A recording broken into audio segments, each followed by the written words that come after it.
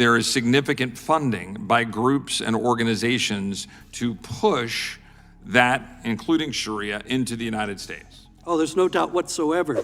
Prince Al-Walid bin Talal from Saudi Arabia, who has spent millions and millions of dollars in funding universities. The goal is for the Western Hemisphere, for the Western civilization, the United States, and Texas as ground zero, to become Islamic. They're working toward eliminating and destroying Western civilization from within, and all the non-Muslim apologists for Sharia that we see are indications of how successful that effort has been. This is all about political power.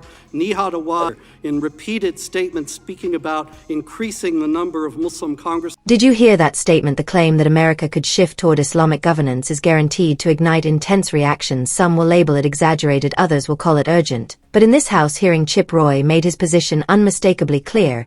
He believes the concern is real and demands open discussion. He raised direct questions about Sharia law, arguing that its legal structure stands in conflict with principles rooted in the United States Constitution, especially the doctrine that sovereignty belongs to the people, not to religious authority. Chip Roy centered his argument on constitutional compatibility, foreign funding streams, and whether ideological movements seek political leverage beyond the protection of religious freedom. He referenced developments in Texas and called for scrutiny of financial networks and localized governance systems. He stressed that the issue is not personal faith, but whether any religious legal code should function parallel to or above American civil law. The larger constitutional question he elevated revolves around supremacy of the Constitution, equal protection under the law, and separation of church and state, whether one agrees or disagrees. The hearing placed these arguments directly into the congressional record. Now we examine the full exchange and the evidence presented. Shield, let me ask you a quick question, and just try to go through these pretty quickly, right? Just a few things with respect to Texas, my friend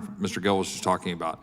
Is it true that of Austin, including there's a big center in West Campus, the University of Texas, including other places? In other words, it's not just located just Epic City. Is that correct? That's correct. So I'm also talked to a number of people, particularly in the Dallas-Fort Worth Metroplex, women in particular, who will tell me that there are enclaves and areas throughout the Dallas-Fort Worth Metroplex where they do not go, where there are women, Texans, who say that because they are in areas that have a high concentration of Muslim men, and because of the nature of what's going on in those areas, that there are now, quote, no-go zones in the Dallas-Fort Worth Metroplex. Is that correct? That's correct. And I've heard that from multiple people in multiple places throughout that area, correct? Correct.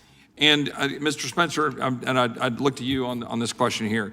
I heard my colleagues on the other side of the aisle who were raising objection to legislation that, and a number of bills that some of us introduced, particularly one that I introduced, that was raising the issue of vetting individuals as we're bringing them into the United States for their adherence to Sharia law. That was the idea.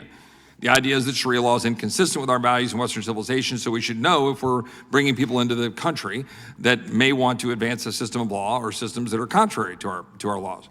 Here's my question. In doing so, my colleagues acknowledged and said that that would mean that Muslims generally would be in fear of deportation or inability to be brought into the country. Does that not suggest that there's a recognition that Sharia law is central to most of the Muslim population throughout the world and those that come to the United States? It would seem as if they're aware of that, yes. And is that true? Is Yes. Sharia law central to most Muslims throughout the world? Absolutely. Sharia is considered divine law, and thus it takes precedence over all other legal systems. In areas of the Muslim world where it is not fully implemented, such as Egypt or Syria, other countries, it still has a tremendous cultural influence, such that elements of it are often enforced by individuals or groups where the government doesn't do so. And is it not true also that there are some 50 plus countries throughout the world in which Sharia is either entirely the law or central to the law in a mixture of its religious implementation, but also its civil? Yes, that's right. There are 57 members of the Organization of Islamic Cooperation, 56 nations, and the Palestinian Authority. Is it also not true that when we're talking about the advance of the Islam population, or the population of Muslims that adhere to Islam in this country, that it is not also true that there is significant funding by groups and organizations to push that, including Sharia, into the United States? Oh, there's no doubt whatsoever.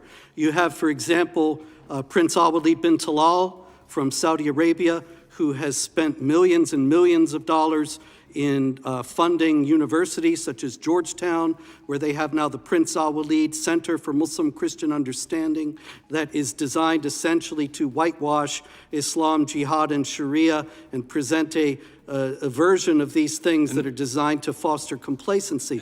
Also have the government of Qatar doing the same thing on an even larger. In addition to these countries, in addition to foreign funding, there are organizations such as CARE and other organizations that are designed to implement and advance the existence of Sharia and the advance of Islamism in the United States. Is that true? Oh, certainly. Omar Ahmed, the co-founder of CARE, has been on record saying the Quran should be the only law of the land. He has denied saying this, but the original reporter stuck by her story. Ibrahim Hooper of CARE, the famous spokesman for the organization, said that he wanted to see the government of the United States become Islamic sometime in the future. And this is something that is clear from all of CARE's actions. And would it be safe to say that the goal of those organizations, and the Muslim Brotherhood, as my friend Mr. Gill said, also from Texas, that the goal of those organizations in advancing Islamist movement in the United States, that the goal is for the Western hemisphere, for the Western civilization, the United States, and Texas as ground zero, to become Islamic? Oh, there's no doubt about it. That's very clear from the explanatory memorandum of the Muslim Brotherhood, saying that the goal is that Allah's religion is victorious over other religions. And they're working toward eliminating and destroying Western civilization from within. And all the non-Muslim apologists for Sharia that we see are indications of how successful that effort has been. One last question. I'm over my time, then I'll recognize the gentlelady from Wyoming. Is that not inherently political and not just missional? In other words, not just saying, hey, we would like people to know Allah and to know the teachings of Muhammad and Islam, as much as a Christian might want to advance the mission of Christ, but that it is political in ideology and in effect. There's no doubt whatsoever. This is all about political power. Nihad Awad, the executive director of CARE, has made that quite clear in repeated statements speaking about increasing the number of Muslim congressmen, getting Muslim senators, and increasing Muslim political power on that basis. There's a movement afoot across the United States that seeks to overthrow our legal system and the Constitution to replace it with a foreign legal system that upends our American way of life. It seeks to replace these foundational elements of our constitutional order with Islamic law, known as Sharia. The principles of Sharia are at odds with the Constitution and the laws of the United States. As Sharia fails to include due process, treats non-Muslims as second-class citizens, and prescribes barbaric punishments. All the while, polygamy, misguided corporal punishment for perceived violations of Islam, and acts of violence and terrorism on behalf of Sharia are permitted by its adherents. Sharia encourages violence, silences dissent, rejects religious freedom, and subjugates women and children. Let's be clear. This is not about having the freedom of worshiping a religion of one's choosing, such as Islam, but forcing a foreign legal code that is incompatible with our laws and legal system that provides unwanted consequences to the American people. It's everything we've fought against for more than 250 years. Thomas Jefferson recognized this problem at the beginning of the 19th century when he confronted Islamists in the Barbary Wars to keep trade lanes open and end Islamic religious slavery. When envoys and future presidents, John Adams and Thomas Jefferson, inquired by what right the Islamic Barbary states preyed upon American shipping, enslaving both crews and passengers, America's two foremost envoys were told by Tripoli's ambassador, quote, "It was written in the Quran that all nations who should, quote, not have acknowledged their authority were sinners, that it was their right and duty to make war upon whoever they could find, and to make slaves of all they could take as prisoners, and that every Muslim who should be slain in battle was sure to go to paradise," end quote. While the rest is history, with American Marines victorious on the shores of Tripoli as their anthem rings, the American people, this Congress, must recognize the same issue our founders identified and defeated over 200 years ago. Islamists are forcing their legal code onto non-believers by violence or the threat of it by any means necessary. The same problem of radical Islam enforcing Sharia has reared its head in the 21st century, this time using different tactics to advance it across the United States. Some of you might think of Sharia as a 2010s buzzword. That is wrong.